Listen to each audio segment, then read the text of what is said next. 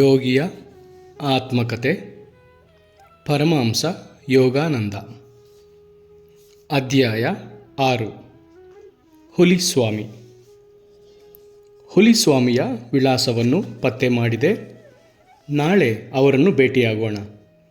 ನನ್ನ ಪ್ರೌಢಶಾಲೆಯ ಗೆಳೆಯರಲ್ಲಿ ಒಬ್ಬನಾದ ಚಂಡಿಯಿಂದ ಈ ಪ್ರಿಯವಾದ ಸಲಹೆ ಬಂತು. ಸನ್ಯಾಸ ಸ್ವೀಕರಿಸುವುದಕ್ಕೆ ಮುಂಚೆ ತಮ್ಮ ಬರಿಗೈಗಳಿಂದಲೇ ಹುಲಿಗಳನ್ನು ಹಿಡಿದು ಅವುಗಳೊಡನೆ ಹೋರಾಟ ನಡೆಸಿದ ಆ ಸಂತರನ್ನು ಭೇಟಿಯಾಗಬೇಕೆಂದು ನಾನು ಕುತೂಹಲದಿಂದಿದ್ದೆ. ಇಂತಹ ಅಸಾಧಾರಣ ಸಾಹಸಗಳ ಬಗ್ಗೆ ನನ್ನಲ್ಲಿ ಬಾಲಸಹಜವಾದ ತೀವ್ರ ಕುತೂಹಲವಿತ್ತು. ಮಾರನೆಯ ಬೆಳಗ್ಗೆ ಚಳಿಗಾಲದ ಕೊರತ. ಆದರೂ ಚಂಡಿ ಮತ್ತು ನಾನು ಉಲ್ಲಾಸದಿಂದ ಹೊರಬಿದ್ದೆವು. ಕಲ್ಕತ್ತೆಯ ಹೊರಗಿದ್ದ ಭವಾನಿಪುರದಲ್ಲಿ ಬಹಳ ಹೊತ್ತು ವ್ಯರ್ಥವಾಗಿ ಹುಡುಕಾಡಿದ ಮೇಲೆ ಸರಿಯಾದ ಮನೆಯ ಬಳಿ ಸೇರಿದೆವು. ಬಾಗಿಲ ಮೇಲೆ 2 ಕಬ್ಬಿಣದ ಬಳೆಗಳು ತೂಗುತ್ತಿದ್ದವು. ನಾನು ಅದನ್ನು ಹಿಡಿದು ಜೋರಾಗಿ ಶಬ್ದ ಮಾಡಿದೆ. ನಮ್ಮ ಗದ್ದಲ ನಡೆಯುತ್ತಿದ್ದರೂ ಒಬ್ಬ ಸೇವಕ ಸಾವಧಾನದ ನಡಿಗೆಯಲ್ಲಿ ಬಂದ. ಸಂತನ ಮನೆಯ ಶಾಂತಿಯನ್ನು ಗದ್ದಲದ ಆಗಂತುಕರು ಕದಡಲಾರರೆಂದು ಅವನ ವ್ಯಂಗ್ಯದ ನಗು ಸೂಚಿಸಿತು. ಮೌನವಾದ ಆ ನಿಂದನೆಯನ್ನು ಪರಿಭಾವಿಸಿಕೊಂಡು ನನ್ನ ಗೆಳೆಯನೂ ನಾನು ಅಂಗಳದೊಳಕ್ಕೆ ನಮ್ಮನ್ನು ಆಹ್ವಾನಿಸುವುದಕ್ಕೆ ಕೃತಜ್ಞರಾಗಿದ್ದೆವು. ಬಲು ಹೊತ್ತು ಅಲ್ಲಿ ಕಾಯಬೇಕಾಗುವುದರಿಂದ ನಮಗೆ ಶಂಕೆಗಳು ಬರತೊಡಗಿದವು. ಸತ್ಯಾನ್ವೇಷಕನು ಪಾಲಿಸಬೇಕಾದ ಭಾರತೀಯ ಅಖಿಲಿತ ನಿಯಮವೆಂದರೆ ತಾಳ್ಮೆ. ತನ್ನನ್ನು ಭೇಟಿಯಾಗಲು ಬರುವವರ ಕುತೂಹಲವನ್ನು ಒಬ್ಬ ಸಿದ್ಧನು ಉದ್ದೇಶಪೂರ್ವಕವಾಗಿಯೇ ಪರೀಕ್ಷಿಸಬಹುದು. ಪಶ್ಚಿಮದಲ್ಲಿ ವೈದ್ಯರುಗಳು ಮತ್ತು ದಂತ ಚಿಕಿತ್ಸಕರುಗಳು ಈ ಮನಃಶಾಸ್ತ್ರೀಯ ತಂತ್ರವನ್ನು ಸ್ವೇಚ್ಛೆಯಾಗಿ ಬಳಸುತ್ತಾರೆ. ಕೊನೆಗೂ ಸೇವಕನ ಕರೆ ಬಂದು ಚಂಡಿಯೂ ನಾನು ಮಲಗುವ ಕೋಣೆಯನ್ನು ಪ್ರವೇಶಿಸಿದೆವು. ಆ ಪ್ರಖ್ಯಾತ ಸೋಹಾಂಗ್ ಸ್ವಾಮಿ ತಮ್ಮ ಹಾಸಿಗೆಯ ಮೇಲೆ ಕುಳಿತಿದ್ದರು. ಅವರ ಭಯಂಕರ ದೇಹದರ್ಶನವೇ ನಮ್ಮ ಮೇಲೆ ವಿಚಿತ್ರ ಪ್ರಭಾವವನ್ನು ಬೀರಿತು. ಕಣ್ಣರಳಿಸಿಕೊಂಡು ನಾವು ಮೌನವಾಗಿ ನಿಂತೆವು. ಎಂತಹ ಎದೆಯನ್ನಾಗಲಿ ಕಾಲ್ಚೆಂಡಿನಷ್ಟು ಗಾತ್ರದ ತೋಳಿನ ಸ್ನಾಯುಗಳನ್ನಾಗಲಿ ನಾವು ಹಿಂದೆಂದೂ ಕಂಡಿರಲಿಲ್ಲ. ಭಾರೀ ಕುತ್ತಿಗೆಯ ಮೇಲೆ ಇದ್ದ ಭೀಕರವಾದ ಆದರೆ ಶಾಂತವಾದ ಮುಖವು ಜೋತಾಡುವ ಕೇಶಗುಚ್ಛಗಳಿಂದಲೂ ಗಡ್ಡ ಮೀಸೆಗಳಿಂದಲೂ ಅಲಂಕೃತವಾಗಿತ್ತು. ಅವರ ನೀಲ ನೇತ್ರಗಳಲ್ಲಿ ಪಾರಿವಾಳದಂತಹ ಮತ್ತು ಹುಲಿಯಂತಹ ಛಾಯೆಯಿತ್ತು. ಅವರ ಮಾಂಸಲವಾದ ಸೊಂಟ ಸುತ್ತ ಇದ್ದ ಒಂದು ಹುಲಿಯ ಚರ್ಮದ ಹೊರತು ಅವರು ವಸ್ತ್ರವನ್ನೇ ಧರಿಸಿರಲಿಲ್ಲ. ನಮ್ಮ ಧ್ವನಿಯನ್ನು ಸರಿಪಡಿಸಿಕೊಂಡು ಅಸಾಧಾರಣವಾದ ಹುಲಿಯ ಅಖಾಡದಲ್ಲಿ ಆ ಸ್ವಾಮಿ ತೋರಿದ ಸಾಹಸಕ್ಕೆ ನಾನು ಮತ್ತು ನನ್ನ ಗೆಳೆಯನು ನಮ್ಮ ಮೆಚ್ಚುಗೆಯನ್ನು ಸೂಚಿಸಿ ಅಭಿನಂದಿಸಿದೆವು. ತಾವು ದಯವಿಟ್ಟು ಕಾಡಿನ ಕ್ರೂರ ಪ್ರಾಣಿಗಳಲ್ಲೇ ಅತ್ಯಂತ ಭೀಕರವಾದ ರಾಯಲ್ ಬೆಂಗಾಲ್ ಹುಲಿಗಳನ್ನು ಬರಿಯ ಮುಷ್ಟಿಗಳಿಂದಲೇ ದಮನ ಮಾಡಲು ಹೇಗೆ ಸಾಧ್ಯವಾಯಿತೆಂಬುದನ್ನು ನಮಗೆ ಹೇಳುವುದಿಲ್ಲವೇನು? ಮಕ್ಕಳೇ, ಹುಲಿಗಳೊಡನೆಯ ಹೋರಾಟ ನನಗೆ ಲೆಕ್ಕವಿಲ್ಲ. ಅಗತ್ಯವಾದರೆ ಇಂದೂ ಮಾಡಿಯೇನು. ನೀವು ಹುಲಿಗಳನ್ನು ಹುಲಿಗಳೆಂದೇ ನೋಡಿದಿರಿ. ನನಗಾದರೋ ಅವು ಸಾಕಿದ ಬೆಕ್ಕುಗಳು ಎಂದು ಅವರು ಶಿಶು ಸಹಜ ನೆಗೆಯನ್ನು ಬೀರಿದರು.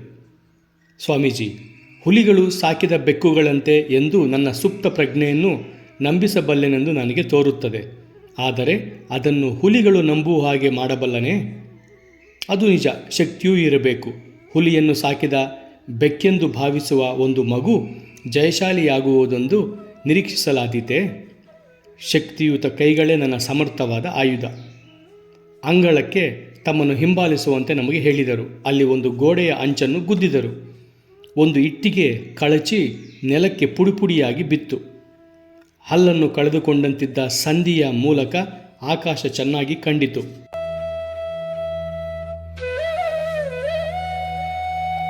ವಿಸ್ಮಯದಿಂದ ನಾನು ನಡುಗಿ ಹೋದೆ. ಒಂದೇ ಹೊಡೆತಕ್ಕೆ ಗಟ್ಟಿಯಾಗಿದ್ದ ಗೋಡೆಯಿಂದ ಗಾರೆ ಹಾಕಿದ್ದ ಇಟ್ಟಿಗೆಯನ್ನು ತೆಗೆಯಬಲ್ಲವನು ಖಂಡಿತವಾಗಿಯೂ ಹುಲಿಗಳ ಹಲ್ಲುಗಳನ್ನು ಕೀಳಬಲ್ಲ ಎಂದು ಯೋಚಿಸಿದೆ. ಎಷ್ಟೋ ಜನರಿಗೆ ನನ್ನ ಹಾಗೆಯೇ ದೈಹಿಕ ಶಕ್ತಿ ಇದೆ. ಆದರೂ ಅವರಿಗೆ ತಾಳ್ಮೆಗೂಡಿದ ಭರವಸೆ ಇಲ್ಲ. ಯಾರು ದೈಹಿಕವಾಗಿ ಬಲಿಷ್ಠನಾಗಿದ್ದು ಮಾನಸಿಕ ಸ್ಥೈರ್ಯ ಹೊಂದುವುದಿಲ್ಲವೋ ಅಂಥವರು ಕಾಡಿನಲ್ಲಿ ಸ್ವೇಚ್ಛೆಯಾಗಿ ವಿಹರಿಸುವ ಕ್ರೂರ ಮೃಗಗಳನ್ನು ಕಂಡ ಕೂಡಲೇ ಮೂರ್ಛೆ ಹೋಗುತ್ತಾರೆ. ಸ್ವಾಭಾವಿಕವಾದ ರೋಷದಿಂದ ಕೂಡಿ ತಮ್ಮದೇ ನೆಲಗಳಲ್ಲಿರುವ ಹುಲಿಗೂ ಆಫೀಮು ತಿಂದ ಸರ್ಕಸ್ಸಿನ ಪ್ರಾಣಿಗೂ ಅಗಾಧ ವ್ಯತ್ಯಾಸವಿದೆ. ಭೀಮಬಲವುಳ್ಳ ಎಷ್ಟೋ ಜನರು ರಾಯಲ್ ಬೆಂಗಾಲ್ ಹುಲಿಯ ಆಕ್ರಮಣದಿಂದ ಭೀತರಾಗಿ ಅತೀವ ನಿಸ್ಸಹಾಯಕರಾಗಿಬಿಟ್ಟಿದ್ದೂ ಉಂಟು. ಹೀಗಾಗಿ ಹುಲಿ ಮನುಷ್ಯನನ್ನು ಮಾನಸಿಕವಾಗಿ ಸಾಕು ಬೆಕ್ಕಿನಷ್ಟು ಭಯಭೀತ ಸ್ಥಿತಿಗೆ ಪರಿವರ್ತಿಸಿಬಿಟ್ಟಿದೆ.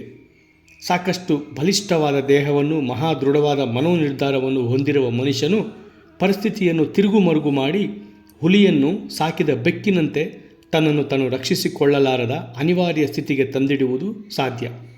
ಎಷ್ಟೋ ಸಾರಿ ನಾನು ಹಾಗೆಯೇ ಮಾಡಿದ್ದೇನೆ. ನನ್ನೆದುರಿಗಿದ್ದ ಆ ರಾಕ್ಷಸ ವ್ಯಕ್ತಿ ಹುಲಿಯನ್ನು ಸಾಕು ಬೆಕ್ಕನ್ನಾಗಿ ರೂಪ ಪರಿವರ್ತನೆ ಮಾಡಬಲ್ಲನೆಂಬುದನ್ನು ನಂಬಲು ನಾನು ಸರ್ವದಾ ಸಿದ್ಧನಿದ್ದೆ. ಆತನು ಉಪದೇಶಿಸುವ ಮನೋಭಾವದಲ್ಲಿದ್ದಂತೆ ಕಂಡಿತು. ಚಂಡಿ ಮತ್ತು ನಾನು ಗೌರವ ಭಾವದಿಂದ ಕೇಳುತ್ತಿದ್ದೆವು. ಮಾಂಸಖಂಡಗಳನ್ನು ಹಿಡಿತದಲ್ಲಿಟ್ಟುಕೊಂಡಿರುವುದು ಮನಸ್ಸು. ಒಂದು ಸುತ್ತಿಗೆಯ ಹೊಡೆತದ ರಭಸವು ಪ್ರಯೋಗಿಸಲ್ಪಟ್ಟ ಶಕ್ತಿಯನ್ನು ಅವಲಂಬಿಸಿರುತ್ತದೆ. ಮನುಷ್ಯನ ದೈಹಿಕ ಸಾಧನದಿಂದ ಹೊರಹೊಮ್ಮುವ ಸಾಮರ್ಥ್ಯವು ಅವನ ಆಕ್ರಮಣಕಾರಿ ಇಚ್ಛಾಶಕ್ತಿ ಮತ್ತು ಸಾಹಸವನ್ನು ಅವಲಂಬಿಸಿದೆ. ಈ ದೇಹವು ಅಕ್ಷರಶಃ ಮನಸ್ಸಿನಿಂದಲೇ ಸೃಷ್ಟಿಸಲ್ಪಟ್ಟು ಮನಸ್ಸಿನಿಂದಲೇ ಪೋಷಿಸಲ್ಪಡುತ್ತದೆ. ಹಿಂದಿನ ಜನ್ಮಗಳ ಸಹಜ ಪ್ರವೃತ್ತಿಗಳ ಒತ್ತಡದಿಂದ ಸಾಮರ್ಥ್ಯಗಳಾಗಲಿ ದೌರ್ಬಲ್ಯಗಳಾಗಲಿ ಕ್ರಮೇಣವಾಗಿ ಮಾನವನ ಪ್ರಜ್ಞೆಯೊಳಕ್ಕೆ ಸ್ರವಿಸುತ್ತವೆ. ಅವು ರೂಢಿಗಳಾಗಿ ಕಾಣಿಸಿಕೊಂಡು ಅನಂತರ ಅಪೇಕ್ಷಣೀಯವೂ ಅಥವಾ ಅನಪೇಕ್ಷಣೀಯವೋ ಆದ ದೇಹವನ್ನು ಅಭಿವ್ಯಕ್ತವಾಗುತ್ತದೆ. ಹೊರಗಿನ ದೌರ್ಬಲ್ಯಕ್ಕೆ ಮನಸ್ಸೇ ಮೂಲಸ್ಥಾನ. ವಿಷವರ್ತುಲದಿಂದ ರೂಢಿಯ ಪರಿಮಿತಿಗೊಳಗಾದ ದೇಹವು ಮನಸ್ಸನ್ನೇ ಕುಂಠಿತಗೊಳಿಸುತ್ತದೆ. ಯಜಮಾನನಾದವನು ಸೇವಕನ ಆಜ್ಞೆಗೆ ಸ್ವಯಂ ತಲೆಬಾಗುವಂತಾದರೆ ಸೇವಕನೇ ನಿರಂಕುಶ ಪ್ರಭುವಾಗಿ ಬಿಡುತ್ತಾನೆ.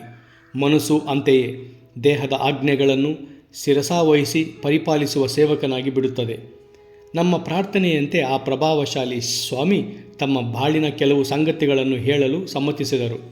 ನನ್ನ ಮೊತ್ತಮೊದಲ ಉತ್ಕಟ ಅಪೇಕ್ಷೆ ಎಂದರೆ ಹುಲಿಯೊಡನೆ ಹೋರಾಡಬೇಕೆಂಬುದು. ನನ್ನ ಇಚ್ಛೆ ಬಲವತ್ತರದಾಗಿತ್ತು, ಆದರೆ ನನ್ನ ದೇಹ ದುರ್ಬಲವಾಗಿತ್ತು. ನನ್ನಿಂದ ಆಶ್ಚರ್ಯದ ಉದ್ಗಾರ ಹೊರಬಿದ್ದಿತು. ಏನನ್ನು ಬೇಕಾದರೂ ಹೊರಲು ಸಮರ್ಥವಾದ ಭೀಮ ಭುಜಗಳುಳ್ಳ ಈ ಮನುಷ್ಯ ತಾನು ಎಂದಾದರೂ ದೌರ್ಬಲ್ಯವನ್ನು ಕಂಡಿದುದೇ ಆದರೆ ಅದು ನಂಬಲು ಅಸಾಧ್ಯವೆನಿಸುತ್ತಿತ್ತು. ಆರೋಗ್ಯ ಹಾಗೂ ಬಲದ ಚಿಂತೆಯಲ್ಲಿಯೇ ಪಟ್ಟು ಬಿಡದೆ ಅಚಲವಾಗಿ ತೊಡಗಿದ್ದುದರಿಂದ ನನ್ನ ದೌರ್ಬಲ್ಯವನ್ನು ನಾನು ದಾಟಿದೆ. ನಾನು ಕಂಡ ಹಾಗೆ ರಾಯಲ್ ಬೆಂಗಾಲ್ ಹುಲಿಗಳನ್ನು ನಿಜವಾಗಿ ವಶಪಡಿಸಿಕೊಳ್ಳುವುದು ಬಲಾತ್ಕರಿಸುವಂತಹ ಮಾನಸಿಕ ಸತ್ವವೇ ಎಂದು ಶ್ಲಾಘಿಸಲು ನನ್ನಲ್ಲಿ ಬಲವಾದ ಕಾರಣವಿದೆ. ಪೂಜ್ಯ ಸ್ವಾಮೀಜಿ, ನಾನು ಎಂದಾದರೂ ಹುಲಿಗಳೊಡನೆ ಹೋರಾಡಬಲ್ಲೆನೆಂದು ನಿಮಗನ್ನಿಸುತ್ತದೆಯೇ? ಇಂತಹ ವಿಲಕ್ಷಣ ಬಯಕೆ ನನ್ನ ಮನಸ್ಸಿಗೆ ಬಂದುದು ಅದೇ ಮೊದಲ ಸಲ ಹಾಗೂ ಕಡೆಯ ಸಲ. ಹೌದು ಎಂದು ಅವರು ನಕ್ಕು, ಆದರೆ ಅನೇಕ ಬಗೆಯ ಹುಲಿಗಳಿವೆ. ಮಾನವನ ಬಯಕೆಗಳೆಂಬ ಕಾಡುಗಳಲ್ಲಿ ಅಲೆದಾಡುವವು ಕೆಲವು ಇವೆ. ಪಶುಗಳನ್ನು ಪ್ರಜ್ಞಾಹೀನನಾಗುವಂತೆ ಬಡಿದು ಹಾಕುವುದರಿಂದ ಯಾವ ಆಧ್ಯಾತ್ಮಿಕ ಪ್ರಯೋಜನವೂ ಉಂಟಾಗದು. ನಿನ್ನ ಅಂತರಂಗದಲ್ಲಿ ಹೊಂಚು ಹಾಕುವ ಹುಲಿಗಳ ಮೇಲೆ ಜಯಪಡೆ ಸಾಕು ಎಂದರು. ಪೂಜ್ಯರೇ, ಕ್ರೂರ ಹುಲಿಗಳನ್ನು ಪಳಗಿಸುವುದನ್ನು ಬಿಟ್ಟು ತೀವ್ರವಾದ ಮನೋದ್ರೇಕಗಳನ್ನು ದಮನ ಮಾಡುವವರಾಗಿ ತಾವು ಹೇಗೆ ಪರಿವರ್ತನೆಗೊಂಡಿರೆಂಬುದನ್ನು ನಾವು ಕೇಳಬಹುದೇ? ಹುಲಿ ಸ್ವಾಮಿ ಮೌನ ತಾಳಿದರು. ಗತಕಾಲದ ದೃಶ್ಯಗಳನ್ನು ಕಣ್ಣ ಮುಂದೆ ತರುತ್ತಾ ಅವರ ದೃಷ್ಟಿ ದೂರದಲ್ಲಿ ನೆಟ್ಟಿತ್ತು. ನನ್ನ ಅಪೇಕ್ಷೆಯನ್ನು ಈಡೇರಿಸಬೇಕೇ ಬೇಡವೇ ಎಂಬುದನ್ನು ನಿರ್ಣಯಿಸಲು ಅವರ ಮನಸ್ಸಿನಲ್ಲಿದ್ದ ಲಘು ಹೋರಾಟವನ್ನು ನಾನು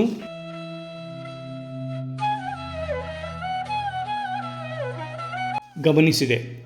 ಕಡೆಗೂ ಅವರು ಸಮ್ಮತಿಯ ನಗೆಯನ್ನು ಹೊರಚೆಲ್ಲಿದರು. ನನ್ನ ಕೀರ್ತಿ ಮುಗಿಲು ಮುಟ್ಟಿದಾಗ ಅದು ನನಗೆ ಗರ್ವಾಂಧತೆಯನ್ನು ತಂದಿತು.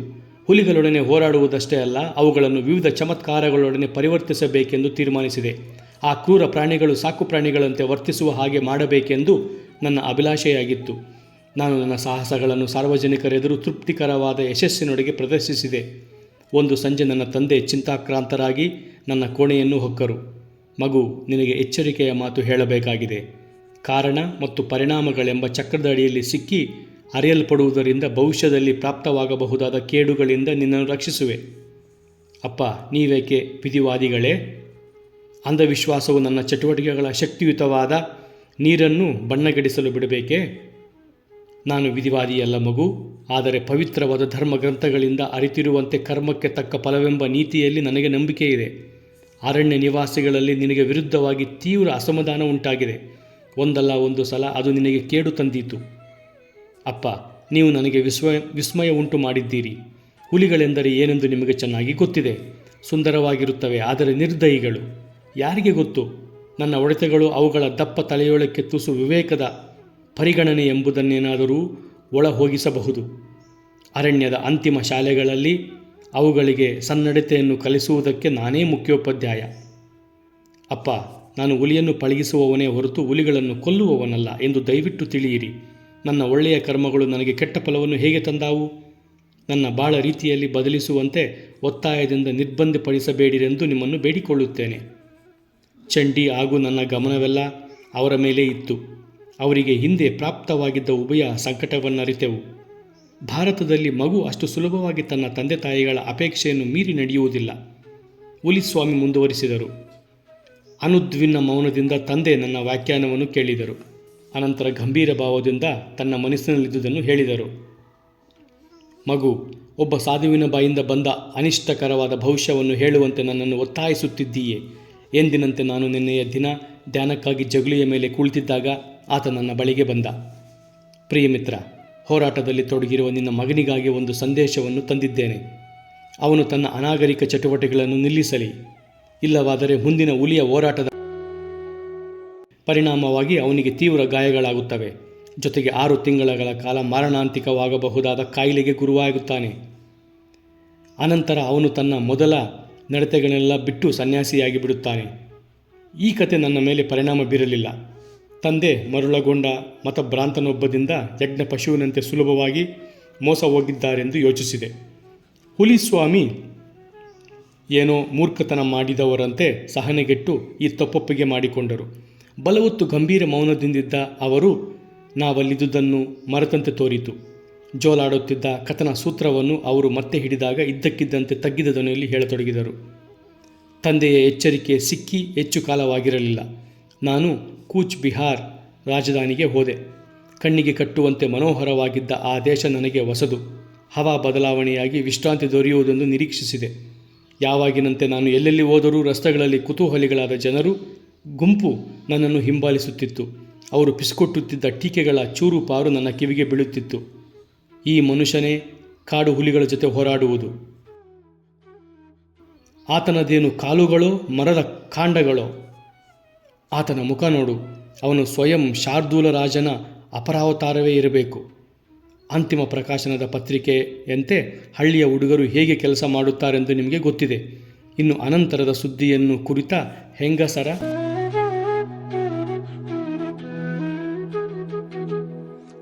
ಮಾತಿನ ವರದಿಗಳು ಎಷ್ಟು ವೇಗವಾಗಿ ಮನೆಯಿಂದ ಮನೆಗೆ ಹರಡುತ್ತವೆಂದು ಗೊತ್ತು.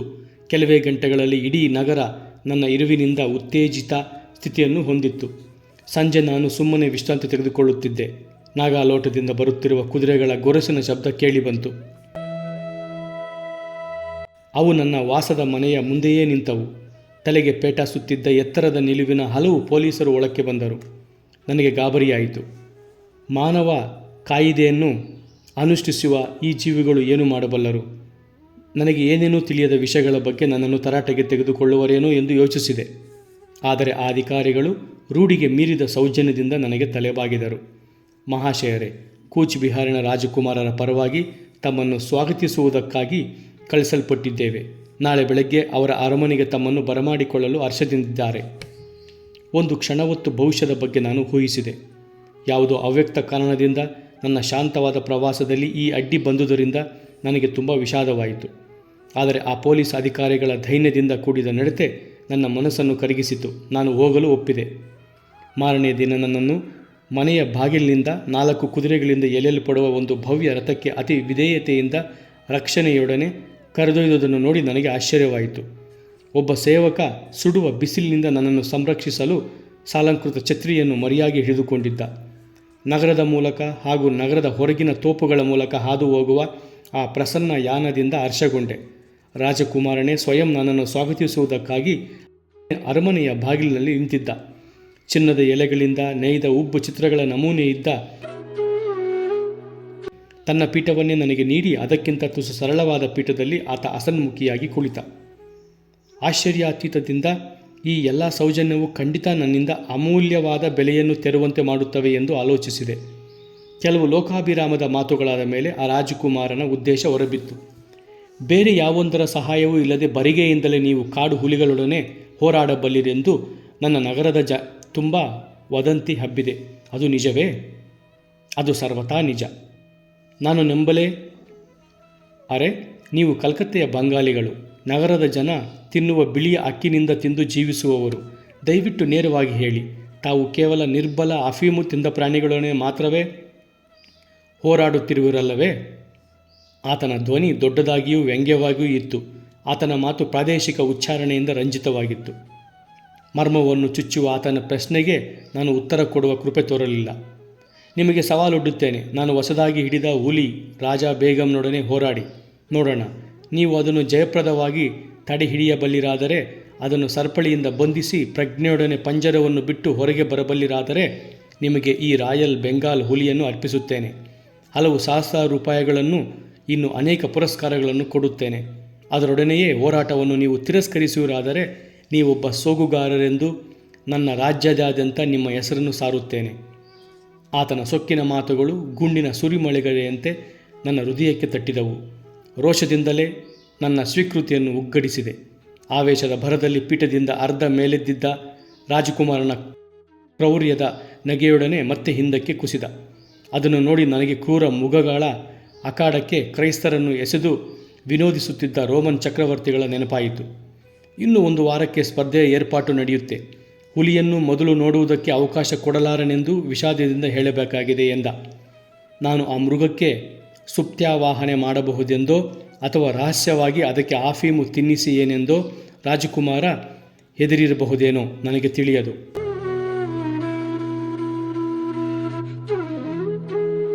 ನಾನು ಅರಮನೆಯಿಂದ ಹೊರಟೆ. ರಾಜ ಮರ್ಯಾದೆಯ ಛತ್ರಿಯಾಗಲಿ ಪೂರ್ಣ ಸಜ್ಜುಗೊಂಡ ರಥವಾಗಲಿ ಈಗ ಇರಲಿಲ್ಲವೆಂಬುದನ್ನು ಕಂಡು ವಿಸ್ಮಿತನಾದೆ. ಅನಂತರದ ವಾರದಲ್ಲಿ ನಡೆಯಲಿದ್ದ ಉಗ್ರ ಪರೀಕ್ಷೆಗಾಗಿ ನನ್ನ ಮನಸ್ಸನ್ನು ದೇಹವನ್ನು ವ್ಯವಸ್ಥಿತವಾಗಿ ಸಿದ್ಧ ಮಾಡಿಕೊಂಡೆ. ನನ್ನ ಸೇವಕನ ಮೂಲಕ ವಿಚಿತ್ರವಾದ ಕಥೆಗಳನ್ನು ಕೇಳಿದೆ. ನನ್ನ ತಂದೆಗೆ ಸಾಧು ಹೇಳಿದ್ದ ಘೋರ ಭವಿಷ್ಯ ಹೇಗೋ ಹೊರಬಿದ್ದು ಹರಡುತ್ತಾ ಬೃಹದಾಕಾರವನ್ನು ತಳೆದಿತ್ತು. ದೇವತೆಗಳಿಂದ ಶಾಪಗೊಂಡ ಯಾವುದೋ ದುಷ್ಟಶಕ್ತಿಯು ಹುಲಿಯಾಗಿ ಜನ್ಮ ತಾಳಿದೆಯೆಂದು, ರಾತ್ರಿಯಲ್ಲಿ ವಿವಿಧ ಪೈಶಾಚಿಕ ರೂಪಗಳನ್ನು ಪಡೆದುಕೊಳ್ಳುತ್ತದೆಂದು, ಹಗಲಿನಲ್ಲಿ ಮಾತ್ರ ಮೈಮೇಲೆ ಪಟ್ಟೆಗಳನ್ನು ಹೊಂದಿದ ಪ್ರಾಣಿಯಾಗಿ ಉಳಿಯುವುದೆಂದು ಅನೇಕ ಅಮಾಯಕ ಹಳ್ಳಿಯ ಜನರು ನಂಬಿದರು. ಈ ಹುಲಿಯ ರೂಪದ ದೆವ್ವವನ್ನೇ ನನ್ನ ಗರ್ವಭಂಗ ಮಾಡುವುದಕ್ಕಾಗಿ ಕಳಿಸಿರುವುದು ಎಂದು ಭಾವಿಸಿದರು. ಇನ್ನೊಂದು ಕಲ್ಪನೆಯ ಕಥೆ ಹೀಗಿತ್ತು. ಹುಲಿಯ ಸ್ವರ್ಗಕ್ಕೆ ಮೃಗಗಳು ಮಾಡಿಕೊಂಡ ಪ್ರಾರ್ಥನೆಯ ಫಲವಾಗಿ ರಾಜ ಬೇಗಂ ರೂಪ ತಾಳಿ ಬಂತು. ಇಡೀ ಹುಲಿಯ ವಂಶಕ್ಕೆ ಅಪಮಾನ ಮಾಡುವಂತಿದ್ದ ಈ ಉದ್ದಟ ದ್ವಿಪಾದಿಯಾದ ನನ್ನನ್ನು ಶಿಕ್ಷಿಸುವ ಸಾಧನವೇ ಈ ಹುಲಿ. ಪಂಜದ ಆಯುಧಗಳನ್ನುಳ್ಳ ದೃಢವಾದ ಕಾಲುಗಳನ್ನುಳ್ಳ ಹುಲಿಯೊಂದಿಗೆ ತುಪ್ಪಟವಿಲ್ಲದ ಕೋರೆ ಹಲ್ಲುಗಳಿಲ್ಲದ ಮನುಷ್ಯನಿಗೆ ಸ್ಪರ್ಧಿಸುವ ಧೈರ್ಯವೇ? ಗರ್ವಭಂಗವಾದ ಎಲ್ಲ ಹುಲಿಗಳ ಸಾಂದ್ರೀಕೃತ ನಂಜಿನ ಪ್ರಭಾವವು ಬರಬರುತ್ತಾ ಹೆಚ್ಚಿ ಸಾಕಷ್ಟು ಮಟ್ಟಿಗೆ ತೀವ್ರಗೊಂಡು ಸುಪ್ತವಾದ ನಿಯಮಗಳನ್ನು ಕಾರ್ಯಗತಗೊಳಿಸಿ ಗರ್ವಿಷ್ಠನಾದ ಹುಲಿ ಪಳಗಿಸುವವನ ಪತನವನ್ನು ಸಾಧಿಸಲು ಸಮರ್ಥವಾಯಿತು ಎಂದು ಹಳ್ಳಿಯ ಜನ ತೀರ್ಮಾನಿಸಿದರು. ಮಾನವನಿಗೂ ಪಶುವಿಗೂ ನಡೆಯುವ ಹೋರಾಟದಲ್ಲಿ ಆ ರಾಜಕುಮಾರನೇ ತನ್ನ ಸ್ವಭಾವಕ್ಕನುಗುಣವಾಗಿ ಪರಿಶೀಲಕನಾಗಿರುತ್ತಾನೆ ಎಂಬ ಹೆಚ್ಚಿನ ವಿಷಯವನ್ನು ಸೇವಕ ಹೇಳಿದ. ಸಹಸ್ರಾರು ಜನ ಸೇರುವುದಕ್ಕೆ ಅನುಕೂಲವಾಗುವಂತಹ, ಬಿರುಗಾಳಿಗೆ ಅಲುಗದಂತಹ ಕ್ರೀಡಾ ಮಂಟಪದ ರಚನೆಯ ಮೇಲುಸ್ತಾರೆಯನ್ನು ಅವನೇ ನೋಡಿಕೊಂಡಿದ್ದ. ಅದರ ಕೇಂದ್ರದಲ್ಲಿ ರಾಜ ಬೇಗಂನನ್ನು ಕೂಡಿ ಹಾಕಿದ್ದ ದೊಡ್ಡ ಕಬ್ಬಿಣದ ಪಂಜರವಿತ್ತು. ಅದರ ಸುತ್ತ ಜನರನ್ನು ಅಪಾಯದಿಂದ ರಕ್ಷಿಸುವಂತಹ ಕೋಣೆಯಿತ್ತು. ಆ ಸೆರೆಯಾಳು ನಿರಂತರವಾಗಿ ರಕ್ತ ಹೆಪ್ಪುಗಟ್ಟಿಸುವಂಥ ಗರ್ಜನೆಯ ಮಾಲೆಯನ್ನೇ ಒರೆಸುತ್ತಿತ್ತು. ಹಸಿವಿನಿಂದ ರೋಷ ಪ್ರಜ್ವಲಿಸಲೆಂದು ಅದಕ್ಕೆ ಸ್ವಲ್ಪ ಆಹಾರವೇ ಕೊಡಲಾಗಿತ್ತು. ಬಹುಶಃ ಬಹುಮಾನ ರೂಪದಲ್ಲಿ ನನ್ನನ್ನೇ ಅದಕ್ಕೆ ಆಹಾರವಾಗಿಸಬೇಕೆಂದು ಆ ರಾಜಕುಮಾರ ನಿರೀಕ್ಷಿಸದಿದ್ದಿರಬೇಕು. ಈ ಅಪೂರ್ವ ಸ್ಪರ್ಧೆಯನ್ನು ಡಂಗುರ ಹೊಯ್ದು ಸಾರಿದ್ದರಿಂದ ನಗರದ ಹಾಗೂ ಹೊರವಲಯದ ಜನಸಂದಣಿ ಸಂಭ್ರಮದಿಂದ ಟಿಕೆಟ್ಗಳನ್ನು ಕೊಂಡರು. ಹೋರಾಟದ ದಿನ ನೂರಾರು ಜನ ಸ್ಥಳಾವಕಾಶವಿಲ್ಲದೆ ಹಿಂದಿರುಗಬೇಕಾಯಿತು. ಅನೇಕ ಜನರು ಗುಡಾರದ ಕಂಡಿಗಳ ಮೂಲಕ ನುಗ್ಗಿದರು ಅಥವಾ ಗ್ಯಾಲರಿಗಳ ಕೆಳಗಿದ್ದ ಜಾಗದಲ್ಲೆಲ್ಲ ತುಂಬಿಕೊಂಡರು. ಹುಲಿಸ್ವಾಮಿಯ ಕತೆ ಪರಾಕಾಷ್ಠೆಯನ್ನು ಮುಟ್ಟಿದಾಗ ಅದರೊಡನೆ ನನ್ನ ಉದ್ವೇಗವೂ ಮೇಲೇರಿತು. ಚಂಡಿಯು ತನ್ಮಯತೆಯಿಂದ ಮೂಕನಾಗಿದ್ದ. ರಾಜ ಬೇಗಂನ ಹೃದಯ ಭೇದಕವಾದ ಗರ್ಜನೆಯ ಆಸ್ಫೋಟಗಳ ನಡುವೆ ಹಾಗೂ ಹೆದರಿದ್ದ ಜನಸಮೂಹದ ಕೋಲಾಹಲದ ನಡುವೆ ಸದ್ದುಗದ್ದಲವಿಲ್ಲದೆ ನಾನು ಕಾಣಿಸಿಕೊಂಡೆ. ನಡುವಿನ ಬಳಿ ಸ್ವಲ್ಪ ವಸ್ತ್ರವನ್ನು ಮಾತ್ರವೇ ಧರಿಸಿದ್ದುದರಿಂದ ವಸ್ತ್ರದಿಂದ ನನಗೆ ರಕ್ಷಣೆಯೇ ಇರಲಿಲ್ಲವೆನ್ನಬಹುದು. ರಕ್ಷಣೆಯ ಕೋಣೆಯ ಬಾಗಿಲಿನ ಅಗುಳಿಯನ್ನು ತೆರೆದು ಒಳವೊಕ್ಕು ತಾಳ್ಮೆಯಿಂದ ಒಳಗಡೆಯಿಂದ ಅಗುಳಿಯನ್ನು ಹಾಕಿಕೊಂಡೆ. ಹುಲಿಯು ರಕ್ತದ ವಾಸನೆಯನ್ನು ಹಿಡಿಯಿತು. ಪಂಜರದ ಸರಳುಗಳ ಮೇಲೆ ಸಿಡಿಲೆರಗಿದಂತೆ ಎರಗಿ ನನಗೆ ಭೀಕರವಾದ ಸ್ವಾಗತವನ್ನು ನೀಡಿತು. ದಯಾರ್ದ್ರ ಭೀತಿಯಿಂದ ಪ್ರೇಕ್ಷಕರು ನಿಶ್ಶಬ್ದರಾದರು. ಆ ಕೆರಳಿದ ಕ್ರೂರ ಮುಖದ ಮುಂದೆ ನಾನೊಂದು ಕುರಿ ಮರಿಯಂತೆ ಕಂಡೆ. ಕ್ಷಣ ಮಾತ್ರದಲ್ಲಿ ನಾನು ಪಂಜರದೊಳಗಿದ್ದೆ. ಆದರೆ ನಾನು ಬಾಗಿಲನ್ನು ರೆಪ್ಪೆಗೆ ಮುಚ್ಚುತ್ತಿದ್ದಂತೆಯೇ ರಾಜಾ ಬೇಗಂ ರಭಸದಿಂದ ನನ್ನ ಮೇಲೆ ನಗಿಯಿತು. ನನ್ನ ಬಲಗೈ ಹತಾಶೆಗೊಳ್ಳುವಂತೆ ಛಿದ್ರವಾಯಿತು. ಮಾನವ ರಕ್ತವು ಹುಲಿ ಕಾಣಬಹುದಾದ ಮಹಾಔತಣ ಭೀತಿ ಹುಟ್ಟಿಸುವ ಮಟ್ಟಿಗೆ ಧಾರಾಕಾರವಾಗಿ ಹರಿಯಿತು. ಆ ಸಾಧುವಿನ ಭವಿಷ್ಯವಾಣಿ ಸತ್ಯವಾಗುವಂತೆ ಕಂಡಿತು. ನನ್ನ ಬಾಳಿನಲ್ಲಿ ನಡೆದ ಮೊದಲ ಗಂಭೀರವಾದ ಗಾಯದ ಆಘಾತದಿಂದ ಕ್ಷಣ ಮಾತ್ರದಲ್ಲಿ ನಾನು ಪುನಶ್ಚೇತನಗೊಂಡೆ. ರಕ್ತ ಸಿತ್ತ ಬೆರಳುಗಳನ್ನು ಕಣ್ಮರೆಯಾಗುವಂತೆ ನನ್ನ ಸೊಂಟದ ವಸ್ತ್ರದೊಳಕ್ಕೆ ತುರುಕಿಕೊಂಡೆ. ನನ್ನ ಎಡತೋಳನ್ನು ಬೀಸಿ ಮೂಳೆಗಳನ್ನು ಪುಡಿಗಟ್ಟುವಂತಹ ಪೆಟ್ಟುಕೊಟ್ಟೆ. ಆ ಮೃಗ ತತ್ತರಿಸಿ ಹಿಂದೆ ಸರಿದು ಪಂಜರದ ಹಿಂಭಾಗಕ್ಕೆ ತಿರುಗಿಕೊಂಡು ಹೋಯಿತು. ಮತ್ತೆ ಸಂಕ್ಷೋಭೆಗೊಂಡು ಮುಂದಕ್ಕೆ ನೆಗೆಯಿತು. ಅದರ ತಲೆಯ ಮೇಲೆ ನನ್ನ ಸುಪ್ರಸಿದ್ಧ ಮುಷ್ಟಿ ಪ್ರಹಾರ ಮಳೆಗೆರೆದೆ. ಆದರೆ ರಾಜಾ ಬೇಗಂಗೆ ರಕ್ತದ ರುಚಿಯು ಕುಡಿತದ ಚಟವಿರುವವನಿಗೆ ಬಹುಕಾಲ ದೊರೆಯದೆ ದೊರೆತ ಮದರಿಯ ಹುಚ್ಚು ಇಡಿಸುವಂತಹ ಮೊದಲ ಗುಟ್ಕಿನಂತಾಯಿತು. ನಡುವೆ ಕಿವಿಗಳ ಚಿಕ್ಕುವ ಆರ್ಭಟ ಮಾಡುತ್ತಾ ಆ ಕ್ರೂರ ಮುಗ ರೋಷದಿಂದ ತನ್ನ ಆಕ್ರಮಣವು ಹೆಚ್ಚಿಸಿತು. ಒಂದೇ ಕೈಯನ್ನು ನನ್ನ ಅಪರ್ಯಾಪ್ತವಾದ ರಕ್ಷಣೆ, ಪಂಜಗಳು ಮತ್ತು ಕೋರೆ ಹಲ್ಲುಗಳ ಎದುರು ಸುಲಭವಾಗಿ ಭೇದ್ಯವಾಗಿ ಬಿಟ್ಟಿತು. ಆದರೆ ದಿಗ್ಭ್ರಮೆಗೊಳಿಸುವಂತೆ ಮುಯ್ಯಿಗೆ ತೀರಿಸಿಕೊಂಡೆ. ಪರಸ್ಪರ ರಕ್ತಸಿಕ್ತರಾಗಿ ಜೀವದ ಹಂಗು ತೊರೆದು ಹೋರಾಡಿದೆವು. ಎಲ್ಲ ದಿಕ್ಕುಗಳಿಗೂ ರಕ್ತ ಚೆಲ್ಲಾಡಿ ಪಂಜರ ಘೋರ ನರಕವಾಗಿತ್ತು. ಮೃಗದ ಗಂಟಲಿನಿಂದ ನೋವಿನ ಆಸ್ಫೋಟಗಳು, ಕೊಲ್ಲುವ ಅಭಿಲಾಷೆಯು ಹೊರಹೊಮ್ಮಿದವು. ಗುಂಡು ಹೊಡೆಯಿರಿ, ಹುಲಿಯನ್ನು ಕೊಲ್ಲಿರಿ, ಪ್ರೇಕ್ಷಕರಲ್ಲಿ ಕೂಗಾಟ ಹಬ್ಬಿತು. ಮನುಷ್ಯನು ಮೃಗವು ಎಷ್ಟು ವೇಗವಾಗಿ ಚಲಿಸಿದರೆಂದರೆ ಒಬ್ಬ ರಕ್ಷಕ ಹೊಡೆದ ಗುಂಡು ತಪ್ಪಿಹೋಯಿತು. ನನ್ನ ಇಚ್ಛಾ ಸಾಮರ್ಥ್ಯವೆಲ್ಲವನ್ನೂ ಕಲೆ ಹಾಕಿ ಭಯಂಕರವಾದ ಹೂಂಕರಿಸಿ ತತ್ತರಿಸುವಂತಹ ಕಟ್ಟಕಡೆಯ ಪೆಟ್ಟನ್ನು ಕೊಟ್ಟೆ. ಹುಲಿ ಕುಸಿದು ಅಚಲವಾಗಿ ಬಿದ್ದುಕೊಂಡಿತು. ಸಾಕು ಬೆಕ್ಕಿನಂತೆ ಎಂದು ಉದ್ಗರಿಸಿದೆ. ಸ್ವಾಮಿ ಮೆಚ್ಚುಗೆಯಿಂದ ಹೃದಯಂಗಮವಾಗಿ ನಕ್ಕು ಆಕರ್ಷಣೀಯವಾದ ಕಥೆಯನ್ನು ಮುಂದುವರಿಸಿದರು. ಕಡೆಗೂ ರಾಜಾ ಬೇಗಂ ದಮನ ಮಾಡಲ್ಪಟ್ಟಿತು. ಅದರ ರಾಜದರ್ಪವನ್ನು ಮತ್ತಷ್ಟು ಅಡಗಿಸಿದೆ. ಛಿದ್ರವಾದ ನನ್ನ ಕೈಗಳಿಂದ ಅತಿ ಸಾಹಸದಿಂದ ಬಲಪ್ರಯೋಗಿಸಿ ಅದರ ದವಡೆಗಳನ್ನು ಎಳೆದು ತೆರೆದೆ. ಆ ತೆರೆದ ಬಾಯಿನ ಸಾವಿನ ದವಡೆಯೊಳಕ್ಕೆ ಅತಿಶಯಿಸಿ ಪ್ರದರ್ಶಿಸುವಷ್ಟು ಗಳಿಗೆಗೆ ನನ್ನ ತಲೆಯನ್ನು ತೂರಿಸಿದ್ದೆ. ಸರಿಪಳಿಗಾಗಿ ಸುತ್ತ ನೋಡಿದೆ. ನೆಲದ ಮೇಲಿದ್ದ ರಾಶಿ ಸರಪಳಿಗಳಿಂದ ಒಂದನ್ನು ಸೆಳೆದುಕೊಂಡು ಅದರ ಕುತ್ತಿಗೆಗೆ ಬಿಗಿದು ಪಂಜರದ ಸರಳುಗಳಿಗೆ ಕಟ್ಟಿಹಾಕಿದೆ. ವಿಜಯೋತ್ಸಾಹದಿಂದ ಬಾಗಿಲು ಕಡೆಗೆ ಹೊರಟೆ. ಆದರೆ ದೆವ್ವದ ಅಪರಾವತಾರವಾದ ರಾಜಾ ಬೇಗಂ ತನ್ನ ಪೈಶಾಚ ವಂಶಕ್ಕನುಗುಣವಾದ ಸಾಮರ್ಥ್ಯವನ್ನು ಇನ್ನೂ ಹೊಂದಿತ್ತು. ನಂಬಲಾಗದ ರೀತಿಯಲ್ಲಿ ಅದು ತಟ್ಟನೆ ಮುನ್ನುಗ್ಗಿ ಸರಪಳಿಯನ್ನು ಕಡಿದುಕೊಂಡು ನನ್ನ ಬೆನ್ನ ಮೇಲೆ ನೆಗೆಯಿತು. ನನ್ನ ಭುಜ ಅದರ ದವಡೆಗಳಲ್ಲಿ ಬಲವಾಗಿ ಸಿಕ್ಕಿಕೊಂಡಿತು. ನಾನು ದಪ್ಪನೆ ಬಿದ್ದೆ. ಆದರೆ ಕ್ಷಣ ಮಾತ್ರದಲ್ಲಿ ನಾನು ಅದರ ಮೇಲೆರಗಿ ಅದನ್ನು ಅದುಮಿ ಹಿಡಿದೆ. ನನ್ನ ನಿಷ್ಕರುಣೆಯ ಹೊಡೆತಗಳಿಂದ ಆ ನಯವಂಚಕ ಪ್ರಾಣಿ ಅರಪಜ್ಞೆಯಿಂದ ಸೊರಗಿತು. ಈ ಸಲ ಹೆಚ್ಚು ಎಚ್ಚರಿಕೆಯಿಂದ ಅದನ್ನು ಬಂಧಿಸಿದೆ. ಸಾವಧಾನವಾಗಿ ಪಂಜರವನ್ನು ಬಿಟ್ಟು ಬಂದೆ. ಹೊಸದೊಂದು ಕೋಲಾಹಲದ ನಡುವೆ ಸಿಕ್ಕಿಕೊಂಡೆ. ಆದರೆ ಈ ಸಲ ಹರ್ಷಪ್ರದವಾದುದು. ಒಂದೇ ದೈತ್ಯ ಕಂಠದಿಂದ ಹೊರಹೊಮ್ಮಿತೆಂಬಂತೆ ಜನರ ಜಯಘೋಷ ಕೇಳಿಸಿತು. ವಿಪತ್ಕಾರವಾಗಿ ಪೆಟ್ಟು ತಿಂದಿದ್ದರೂ ಹೋರಾಟದ 3 ನಿಯಮಗಳನ್ನು ಪೂರೈಸಿದ್ದೆ. ಹುಲಿಯನ್ನು ದಂಗುಬಡಿಸುವುದು, ಸರಪಳಿಯಿಂದ ಅದನ್ನು ಬಿಗಿಯುವುದು ಮತ್ತು ಸ್ವರಕ್ಷಣೆಗೆ ಯಾವ ಸಹಾಯವನ್ನು ಅಪೇಕ್ಷಿಸದೆ ಅದನ್ನು ಬಿಟ್ಟು ಬರುವುದು. ಅದರ ಜೊತೆಗೆ ಆ ಆಕ್ರಮಣಶೀಲ ಪಶುವನ್ನು ಎಷ್ಟು ತೀವ್ರವಾಗಿ ಗಾಯಗೊಳಿಸಿ ಎದುರಿಸಿದ್ದೇನೆಂದರೆ ತನ್ನ ಬಾಯೊಳಗೆ ಇಡಲ್ಪಟ್ಟ ನನ್ನ ತಲೆಯ ಬಹುಮಾನವನ್ನು ಅವಕಾಶ ಸಿಕ್ಕಿತೆಂದು ಸ್ವೀಕರಿಸದೆ ಅದು ಅಲಕ್ಷ್ಯ ಮಾಡಿತು. ನನ್ನ ಗಾಯಗಳಿಗೆಲ್ಲ ಔಷಧೋಪಚಾರವಾದ ಮೇಲೆ ನನ್ನನ್ನು ಗೌರವಿಸಿ ನನಗೆ ಮಾಲೆ ಹಾಕಿದರು. ಹಲವಾರು ಚಿನ್ನದ ನಾಣ್ಯಗಳನ್ನು ನನ್ನ ಪಾದಗಳ ಬಳಿ ವರ್ಷಿಸಲಾಯಿತು. ಇಡೀ ನಗರಕ್ಕೆ ಆಗ ಬಿಡುವಿನ ಸಮಯ. ಎಂದೂ ಕಂಡಿರದ ಅತ್ಯಂತ ಗಾತ್ರದ ಹಾಗೂ ಅತ್ಯಂತ ಕ್ರೂರ ಹುಲಿಗಳಲ್ಲಿ ಒಂದಾದ ಹುಲಿಯ ಮೇಲೆ ನಾನು ವಿಜಯ ಸಾಧಿಸಿದರ ಬಗ್ಗೆ ಎಲ್ಲ ಕಡೆಗಳಲ್ಲಿಯೂ ಕೊನೆಯಿಲ್ಲದ ಚರ್ಚೆ ಕೇಳಿ ಬರುತ್ತಿತ್ತು. ಆಡಿದ ಮಾತಿನಂತೆ ರಾಜಾ ಬೇಗಂನನ್ನು ನನಗೆ ಪುರಸ್ಕಾರವಾಗಿ ಕೊಟ್ಟರು. ಆದರೆ ನನಗೆ ಸಂತೋಷವೇನಾಗಲಿಲ್ಲ. ನನ್ನ ಹೃದಯದಲ್ಲಿ ಆಧ್ಯಾತ್ಮಿಕ ಪರಿವರ್ತನೆ ಉಂಟಾಗಿತ್ತು.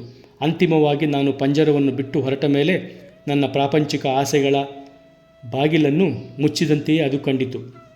ಮುಂದೆ ತೀವ್ರ ಶೋಚನೀಯ ದಿನಗಳು ಪ್ರಾಪ್ತವಾದವು. ರಕ್ತಕ್ಕೆ ನಂಜು ಬೆರೆತುದರಿಂದ 6 ತಿಂಗಳ ಕಾಲ ಮರಣವನ್ನು ಸಮೀಪಿಸಿದಂತೆ ಮಲಗಿದ್ದೆ. ಕೂಚ್ ಬಿಹಾರನ್ನು ಬಿಡಲು ಸಾಕಷ್ಟು ಶಕ್ತಿ ಬಂದೊಡನೆಯೇ ನಾನು ನನ್ನ ಸ್ವಂತ ಊರಿಗೆ ಹಿಂದಿರುಗಿದೆ. ವಿವೇಕಯುತ ಎಚ್ಚರಿಕೆ ನೀಡಿದ್ದ ಆ ಮಹಾತ್ಮನೇ ನನ್ನ ಗುರುವೆಂದು ನನಗೀಗ ಅರಿವಾಯಿತು. ಓ, ಅವರೇನಾದರೂ ಈಗ ನನಗೆ ದೊರೆಯುವಂತಿದ್ದರೆ ಎಂದು ನನ್ನ ತಂದೆಯ ಬಳಿ ನಮ್ರತೆಯಿಂದ ತಪ್ಪೊಪ್ಪಿಕೊಂಡೆ. ನನ್ನ ಅಭಿಲಾಷೆ ಪ್ರಾಮಾಣಿಕವಾಗಿತ್ತು. ಆದ್ದರಿಂದಲೇ ಆ ಮಹಾತ್ಮನು ಯಾವ ಮುನ್ಸೂಚನೆಯೂ ಇಲ್ಲದೆ ಒಂದು ದಿನ ಬಂದರು. ಅವರು ನನಗೆ ತಾಳ್ಮೆಯಿಂದ ಭರವಸೆ ನೀಡುತ್ತಾ, ಹುಳಿಗಳನ್ನು ಪಳಗಿಸುವುದು ಇನ್ನು ಸಾಕು, ನನ್ನೊಡನೆ ಬಾ, ಮನುಷ್ಯನ ಮನಸ್ಸೆಂಬ ಕಾಡುಗಳಲ್ಲಿ ಅಳೆದಾಡುವ ಅಜ್ಞಾನವೆಂಬ ಮೃಗಗಳನ್ನು ವಶಪಡಿಸಿಕೊಳ್ಳುವುದು ಹೇಗೆಂಬುದನ್ನು ಕಲಿಸುತ್ತೇನೆ. ಪ್ರೇಕ್ಷಕರ ಸಮ್ಮುಖದಲ್ಲಿದ್ದು ನಿನಗೆ ಅಭ್ಯಾಸವಾಗಿ ಹೋಗಿದೆ. ಇನ್ನು ಯೋಗದ ಮೇಲಿನ ನಿನ್ನ ರೋಮಾಂಚಕಾರಿ ಪ್ರಭುತ್ವವು ದೇವತೆಗಳ ಸಮೂಹವನ್ನು ರಂಜನೆಗೊಳಿಸಲಿ ಎಂದರು. ಆ ನನ್ನ ಗುರುವಿನ ಮಹಿಮೆಯಿಂದ ನನಗೆ ಆಧ್ಯಾತ್ಮಿಕ ಪಥದ ಉಪದೇಶ ದೊರೆಯಿತು. ಬಹುಕಾಲದಿಂದ ಉಪಯೋಗಿಸದೇ ಇದ್ದುದರಿಂದ ತುಕ್ಕು ಹಿಡಿದು ತಡೆಯುತ್ತಿದ್ದ ನನ್ನ ಆತ್ಮದ ಬಾಗಿಲುಗಳನ್ನು ಅವರು ತೆರೆದರು. ನನ್ನ ಶಿಕ್ಷಣಕ್ಕಾಗಿ ಶೀಘ್ರದಲ್ಲೇ ಇಬ್ಬರೂ ಕೈ ಹಿಡಿದುಕೊಂಡು ಹಿಮಾಲಯಕ್ಕೆ ಹೊರಟೆವು. ಸುಂಟರ ಗಾಳಿಯಂತಹ ನಮ್ಮ ಜೀವನದ ರೂಪರೇಷೆಗಳನ್ನು ತಿಳಿಸಿದುದಕ್ಕೆ ಕೃತಜ್ಞರಾಗಿ ಚಂಡಿಯೂ ನಾನು ಸ್ವಾಮೀಜಿಯ ಪಾದಗಳಿಗೆ ಎರಗಿದೆವು. ನನ್ನ ಗೆಳೆಯನೂ ನಾನು ಪರೀಕ್ಷಾರ್ಥವಾಗಿ ದೀರ್ಘಕಾಲ ತಣ್ಣನೆಯ ನಡುಮನೆಯಲ್ಲಿ ಕಾಯಬೇಕಾದುದರಿಂದ ತಕ್ಕ ಪ್ರತಿಫಲ ದೊರೆಯಿತೆಂದು ತೃಪ್ತರಾದೆವು.